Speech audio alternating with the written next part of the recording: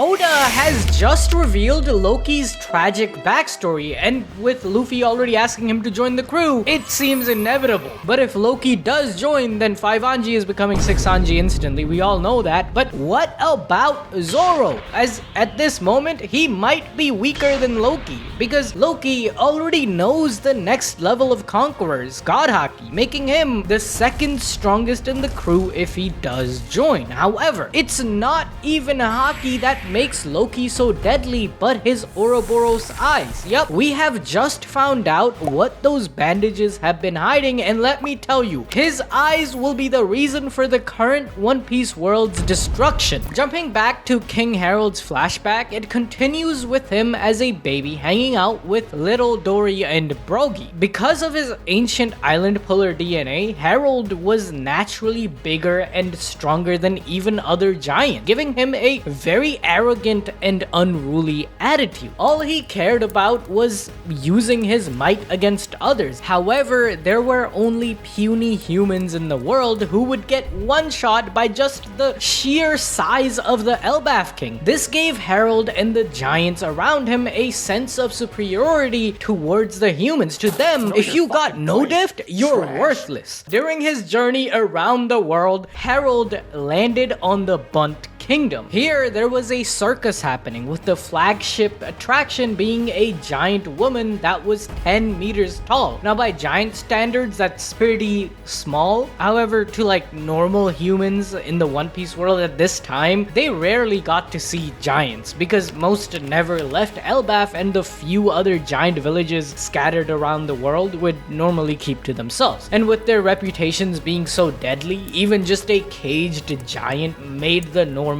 shit themselves. However, when King Harold found out about one of his people being used as a roadside attraction by inferior creatures, his blood boiled. So in an instant, the giant warrior pirates destroyed the circus, hurting the people of the island. As the giants started to get hyped up about their victory over the puny humans, the giant woman, she actually instead slapped up King Harold. She what? This was unprecedented because not only is Harold a king, but the strongest of the giants, yet this random just clapped him up for saving her. On top of that, she orders them to turn the ship around so they can apologize to the people that caged her up. Harold is just as baffled as we are. He calls the island a puny doll kingdom. Why would this giant woman want to go back there? But after a few more punches, Ida explains that when she got shipwrecked and was at the brink of death, the people of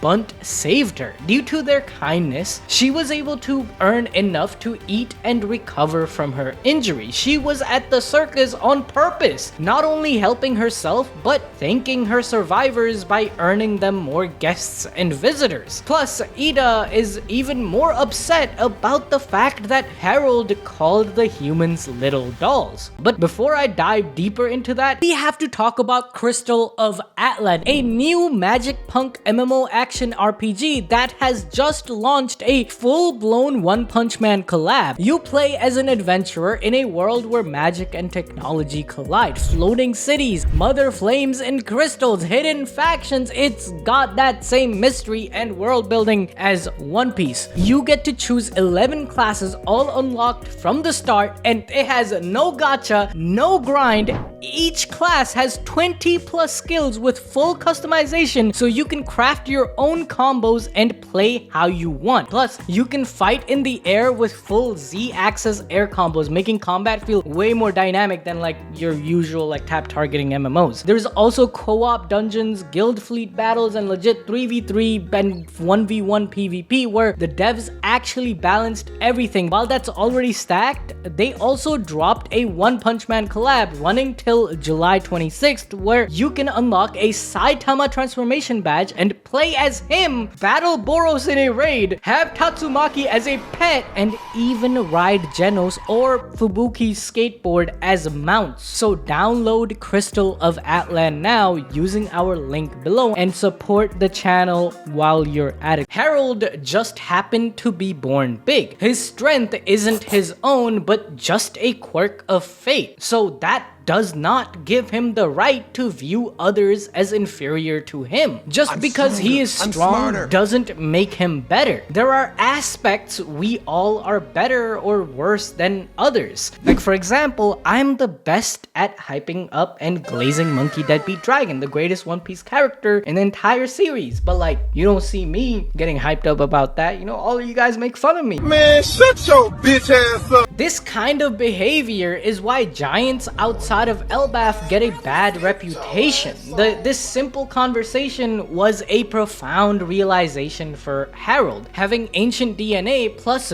being the Prince of Elbaf made it so there was no one he could listen to. But now, this one panel worth of yapping changed Harold's entire outlook on life, especially after the giant pirates go back to Bunt and start helping the people rebuild their town. The words of Ida received evidence as King Harold gained exposure to human culture. This whole time, they were just running on the assumption that humans are just worse than giants because they are smaller and weaker, never stopping to learn about them. This kind of thought process is also at the foundation of the Celestial Dragon's system. They are born into viewing everyone not from the Holy Land as beneath them, but whenever Celestials like Midgard descend and learn about the lowly humans or fishmen, they start to view them not as insects but people when they get exposure to the culture, not just a few slaves. However, with Elbaf, of course, their discrimination against humans has a completely different layer to it, with them not going outside and mingling with the other cultures because they don't want their strength to diminish, because if their strength diminishes,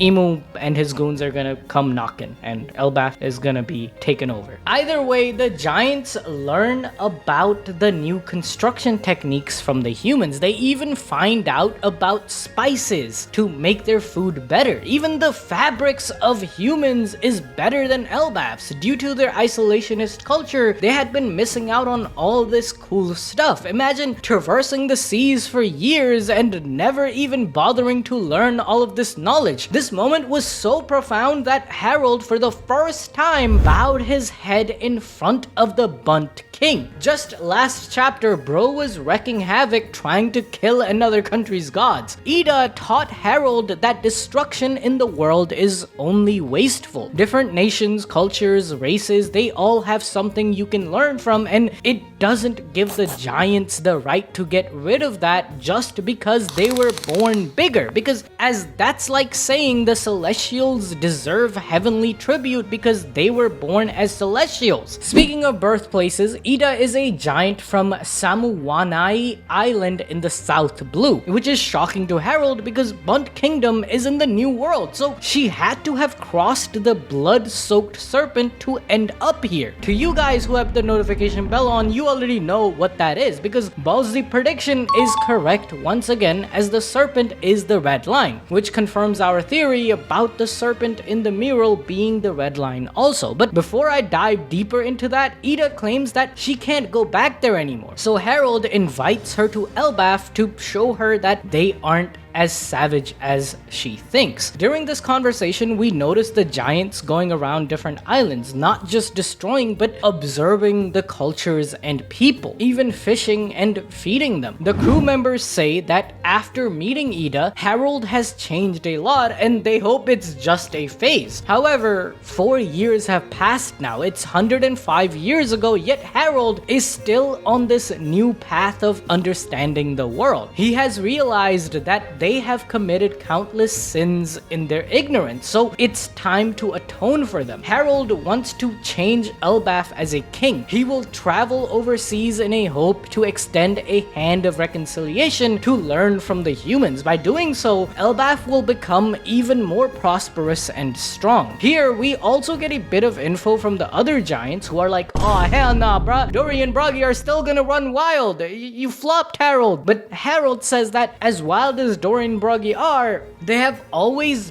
been friendly towards other cultures and humans. Through this interaction, Oda is trying to showcase that Elbaf's warrior culture can still survive even if they show compassion and understanding to humans. In fact, Dory and Broggy are the definition of Elbaf pride, as showcased by their 100-year-long duel. That's the most warrior badass thing anyone has done in the series. I'm not gonna lie, chat. They are the evidence that you can still be warriors without being an asshole to other people and races. It even inspired Usopp and Luffy and their entire thing for the past 2 years since before time skip has been like, when are we going to Elbaf? When are we going to Elbaf? So the change to Elbaf brought about by King Harold is seen like a blessing instead of a curse. My man starts studying diplomacy, saying that diplomatic exchange is basically like a fancy hostage deal, but this very exchange of people allows nations to build connections with each other. The change in Elbaf has been going on for 23 years as we move to 81 years ago. Ida has just given birth to Haruden, which is kinda shocking, I'm not gonna lie. You telling me Harold was busting blanks for 20 plus years? Sadly, due to Ida having no ancient blood or even being from Elbaf, the elders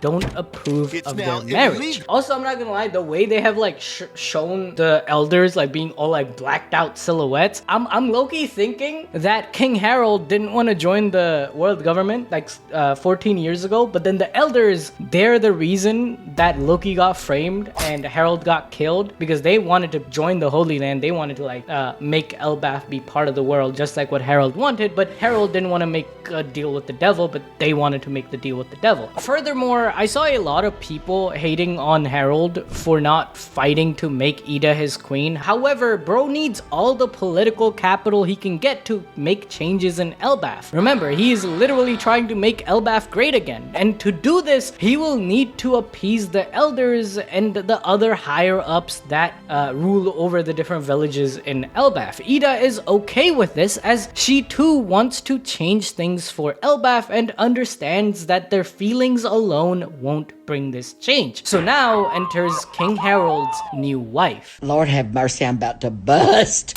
I'm being serious right now, guys. She might be the hottest girl in One Piece. I'm sorry, I have to say it. Look at her. Sensational.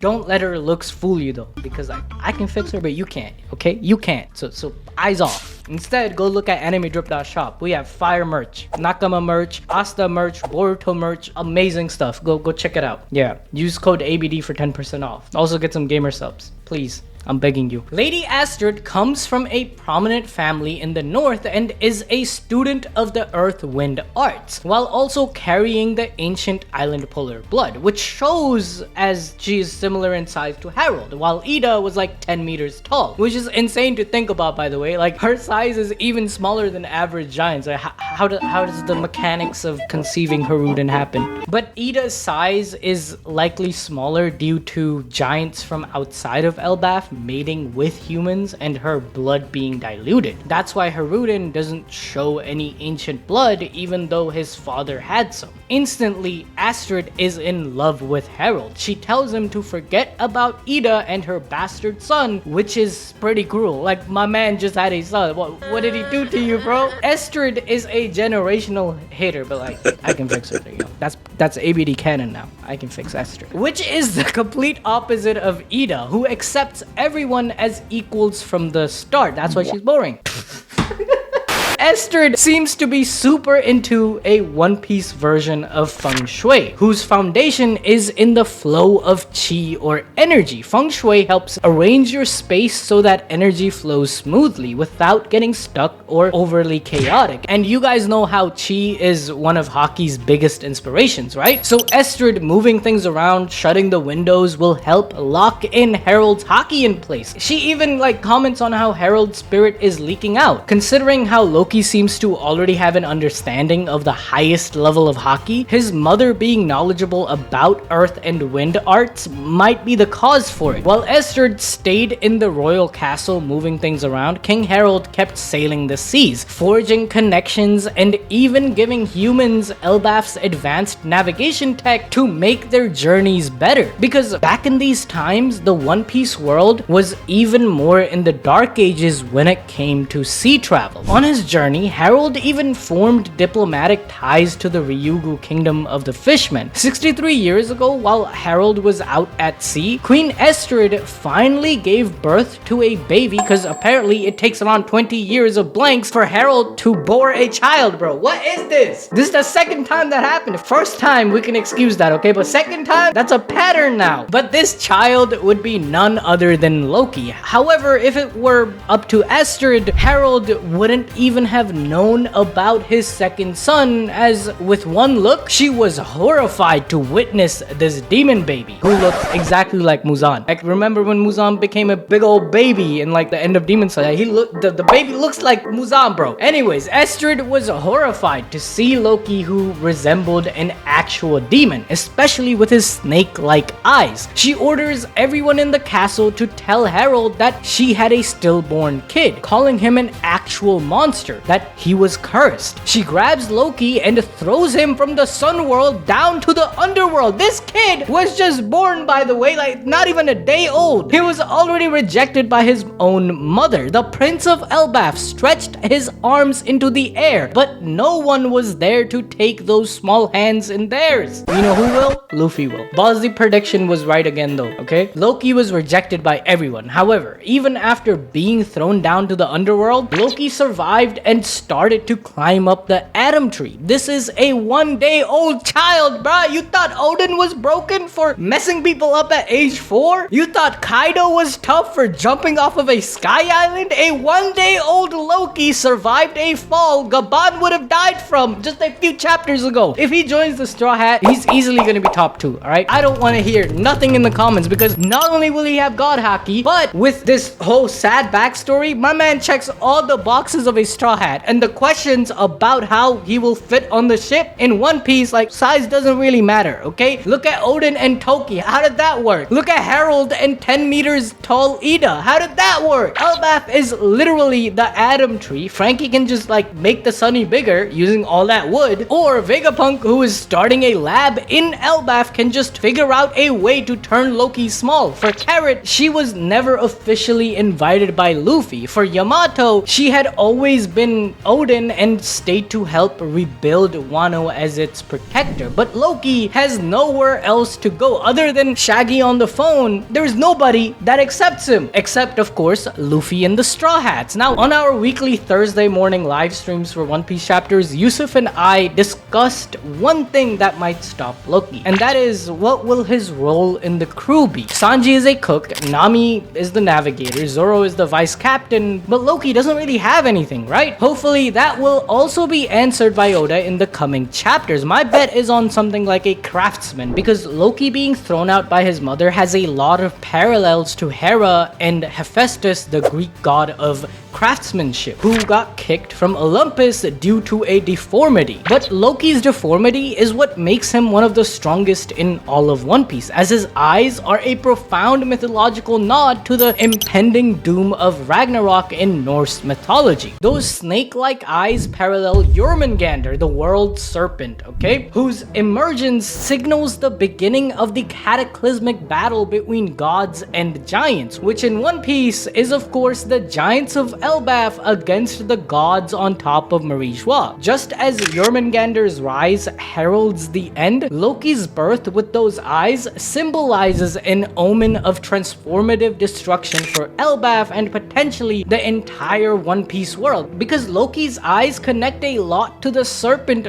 bathed in blood, confirmed as the red line by Herald this very chapter, aligning perfectly with the ancient mural in chapter 1138. Oda is such a genius, bro. Like, we learned about the great serpent bathed in blood all the way back in Little Garden, like chapter 130. And it's all coming into play 1,000 chapters later. On the mural, it shows a giant serpent around the first world as it's fighting a demon-like emu, with the text suggesting that this event brought about the first world's end, or the creation of the second world with the red line intact. Plus, with our theory of Loki possibly having the soul god fruit, which was passed down in Elbaf since the Void Century, the fiery nature of the serpent also makes a lot of sense, because remember, the mural isn't just showing the past, but also foreshadowing the future. It's kind of like a cycle. Just like Shirahoshi was born to command the Sea Kings of Ryugu Kingdom, another ally of Joy Boy, Elbaf, had Loki's birth happen with the snake eyes, which horrified his mother, who is super into feng shui stuff that relates to Haki and likely has its roots in the ancient kingdom. So Loki might similarly command forces related to the red line itself, or possibly control ancient creatures tied directly to the serpent. That's how he became friends with the beasts of the underworld in Elbaf, and even was able to survive the death realm at like 1 day old. In Norse mythology, eyes are gateways or symbols of power, foresight, or doom. Loki's eyes being constantly bandaged strongly suggests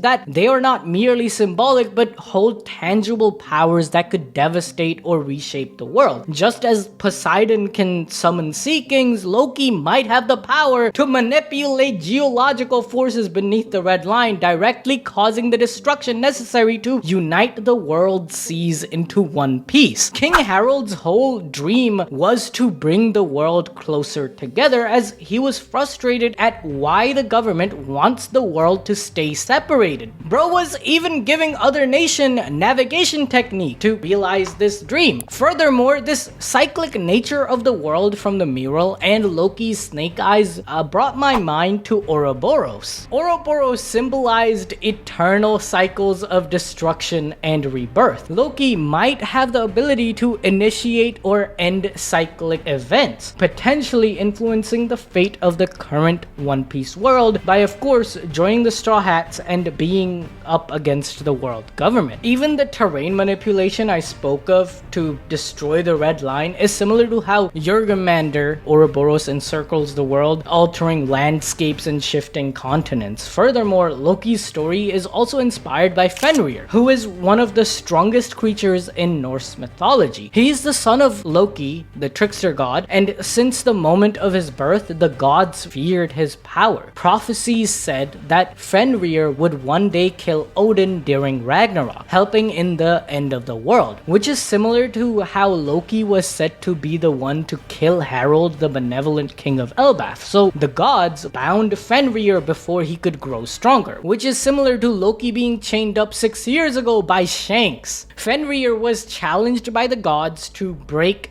increasingly stronger chains, pretending it was a game of power. But when the gods finally used a magical ribbon called Grepnir, Fenrir sensed deception, so he agreed to the challenge only if one of the gods would place a hand in his mouth as a sign of trust. And this god was Tyr, who is a red-haired god that represents law, equity, and he lost one of his arms, which is similar to Shanks, who has celestial blood, that has one arm, has red hair. Y'all see this shit? This is peak fiction, bro. Oda is cooking. This is why One Piece is so cool, man. Just like Fenrir, Loki was feared for not what he did, but what he might do. However, Oda didn't just take inspiration from the gods of Norse myth, but Loki's story kind of reminded me of the show Vikings. It's honestly one of my favorite shows. You guys should watch it. It's really good. One of the best main characters ever made. In it, Ragnar Lothbrok's son, Sigurd Snake-in-the-Eye,